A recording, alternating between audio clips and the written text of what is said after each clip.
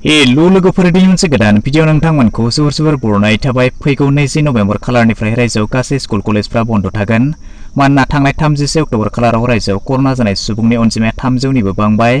रायजोनि गिबि मन्थ्रि बिथाङा मोनसे टुइटनि गेजेरजों बे खोथाखौ फोरमायदों। नोंथांमोना बेवहाय नुनो मोन्दों बे टुइटनि गेजेरजों खोथाखौ रोखा खालामनानै होदों।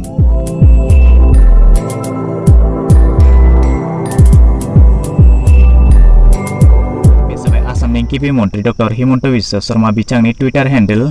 बेवहाय बिथाङा फोरमायदों थांनाय 30 अक्ट'बर खालाराव आसामाव कभिड बेरामाव गोग्लैनाय सुबुंफोरा 300निबो बांबाय होननानै फोरमायदों। बेखायनो फैगौ 20 नभेम्बरनिफ्राय आसामाव सोलोंथाइ बिफान आरो आसाम सरकारा गासै स्कुल कलेजफोरखौ बन्द खालामनांगौ होननानै बेवहाय रोखा फोरमायनानै होदों। नाथाय नोंथांमोना बे खोथाखौ नुनानै गोसो गोजोननो नाङा। मानोना नोंथांमोना बेवहाय जा टुइटखौ नुदों बे रादाबा 100% नंखाय होननानै गिबि मन्थ्रि हिमन्त बिश्व शर्मा बिथाङा गावनि फेसबुक पेजनि गेजेरजों खोथाखौ रायजोनि सिगाङाव रोखा फोरमायनानै होदों। दुथां सुबुङा गिबि मन्थ्रि बिथांनि मुंनि नंखाय टुइटार एकाउन्टजों बे खोथाखौ थामहिनबा रायजोआव कर'नानि थाखाय गासै स्कुल कलेजफ्रा फैगौ 20 नभेम्बरनिफ्राय बन्द जागोन बेफोर गासैबो नंखाय होननानै बुंदों।